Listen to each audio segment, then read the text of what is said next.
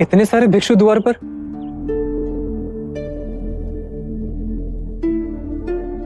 प्रणाम महादेवी। आप यहाँ इस दशा में?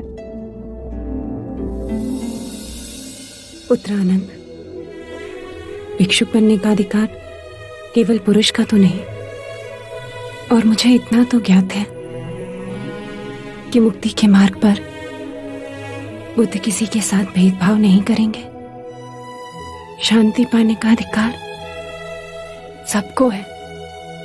बुद्ध ने स्वयं कहा है, धनी, निर्धन, छूत, अछूत सब संग में आ सकते हैं। आशा है स्त्रियों के साथ भेद ना होगा। आप सब आए कैसे? हम सभी कपिलवस्तु से पद यात्रा कर आए हैं। 15 दिन हम रास्ते पर सोए, गांव से भिक्षा मांग खाया। बहुत आशा लिए आए हैं कि हमें निराशा ना मिले। आपने इतने कष्ट उठाए, सुन के पीड़ा हुई, परंतु आप तो जानती हैं कि बुद्ध संग में स्त्रियों को नहीं लेंगे। क्षमा, पर आपको लौटना होगा।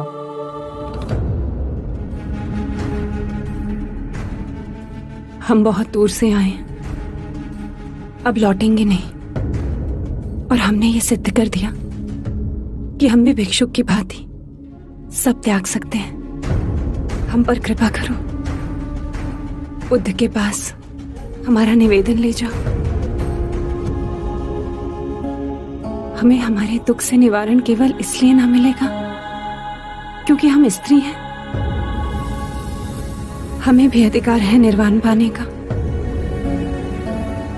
बुद्ध से हमारे लिए विनती करो, हमारे दुख का व्याख्यान करो। जिस बुद्ध के हृदय में सारे संसार के लिए इतनी करुणा है, वो हम पर भी करुणा अवश्य बरसाएंगे। आप यहाँ विश्राम कीजिए, मैं तुरंत बुद्ध के पास जा आपका निवेदन उन्हें देता हूँ। मैं वचन देता हूँ कि जो बन पड़ेगा करूंगा।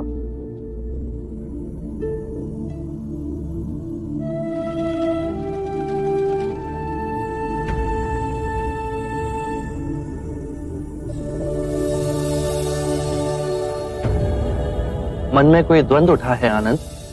एक प्रश्न है, क्या स्त्रियों में भी क्षमता है कि वो साधना कर सके, समाधि पा सके, अरिहंत बन सके? कोई संदेह नहीं, स्त्रियों में महान शक्ति है। तो संघ के द्वार स्त्रियों के लिए क्यों बंद हैं? शाक्य मुनि, महादेवी प्रजापति अपना सब त्याग कर, गेरुआ धारण कर कपिलवस्तु से पैदल चल आपके पास आई हैं। उनके पांव रक्त से लथपथ, छाले पड़े हुए हैं। ये सिद्ध कर कि जितनी यातना पुरुष झेल सकता है, उतनी स्त्री भी झेल सकती है। आंखों में केवल एक ही आशा लिए और हाथ विनती से जोड़े कि उन जैसी स्त्रियों को आप दिशा दिखाएंगे। उन्होंने कहा है कि स्त्रियां पूर्ण जीव हैं, उन्हें भी अधिकार है मुक्ति पाने का। हे करुणा निधान, अपनी कृपा का हाथ उन दुखियारियों पे रखिए।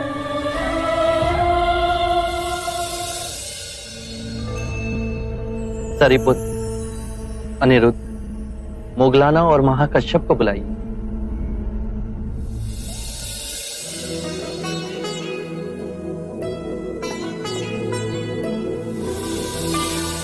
हाँ महादेवी। क्या? नहीं, मैंने जल का त्याग किया है।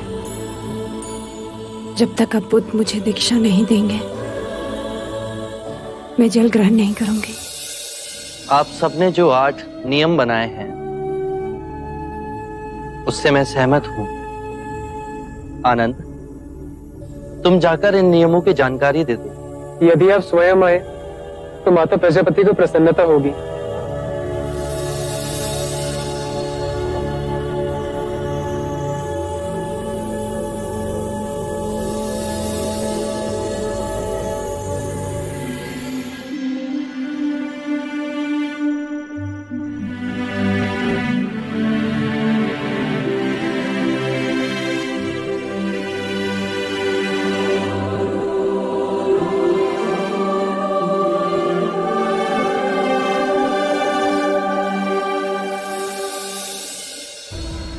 मैंने और मेरे संघ के विचारशील भिक्षुओं ने आपकी विनती स्वीकार कर 8 नियम बनाए। यदि आप सभी को ये नियम मान्य हो तो आज ही आपको दीक्षा दे भिक्षुनी बनाया जाएगा। आभार। ये नियम आपको आनंद समझाएंगे। कृपया कर ध्यान से सुनिए।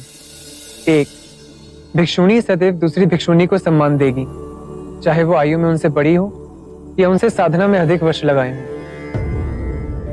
2, 3 माह के एकांतवास में भिक्षुणी का समुदाय भिक्षु के समुदाय के निकट रहेगा, जिससे वो भिक्षु से आध्यात्मिक ज्ञान और अध्ययन में सहायता ले सके। 3, माह में 2 बार भिक्षुणी समुदाय किसी प्रतिनिधि के द्वारा भिक्षु को आमंत्रित करेंगी, जो कि तय करे कि उपासना उपवास का दिन कौन सा हो। 4, वर्षा ऋतु के एकांतवास पश्चात भिक्षुणियां पावन के लिए आएंगी। ये दिवस बोधिसत्व का पावन दिन 11वें माह की पूर्णमासी को मनाया जाएगा। इस दिन कोई भी वाद विवाद जो दुर्भाग्य से उठ खड़ा हुआ हो, उसका निवारण होगा। इस पावन दिवस भिक्षुणियां अपने आत्म मार्ग के अभ्यास का लेखा जोखा भिक्षुणियों के समक्ष ही नहीं, अपितु भिक्षुओं के समक्ष भी रखेंगी। 5, यदि किसी भी भिक्षुणी ने किसी भी नियम का उल्लंघन किया हो तो उसे भिक्षु और भिक्षुणियों के समक्ष यह स्वीकारना होगा। 6, आत्मिक अभ्यास के पश्चात नवदीक्षित को पूर्ण भिक्षुणी बनने के वचन भिक्षु और भिक्षुणियों के समक्ष ही लेने होंगे। 7, भिक्षुणी किसी भी भिक्षु की आलोचना और निंदा नहीं करेगी। 8, भिक्षुणी किसी भी नए भिक्षु को धर्म का ज्ञान नहीं देगी। क्या आप सभी को ये नियम मान्य है?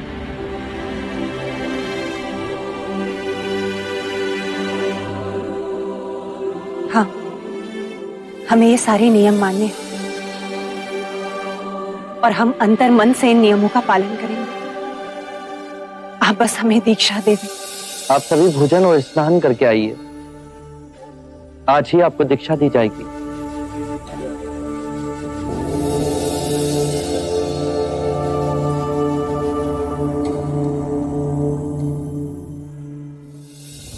आप सब चिंता ना करें।